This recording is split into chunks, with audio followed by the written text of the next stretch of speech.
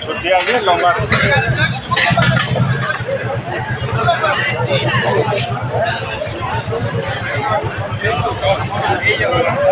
Good morning.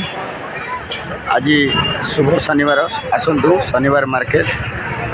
आज पोटल KG 40 टका 50 टका बिक्री होगी। भेंडी 30 टमाटर 30 सब पनीपरिया ताजा परिवा बैगण 30 से 40 टका बिक्री होगी। प्याज 20 टका आलू 20 टका।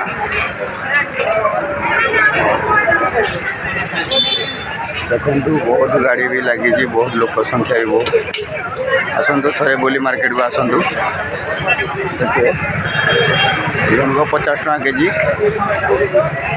पोटल 60 टका केजी, अंकड़ 60 टका केजी, टमाटर 30 से 40 बिक्री होगी। आसतु पूरा मार्केट बहुत गहली रहा। आसतु भेंडी 30 टका बिकुच। देखु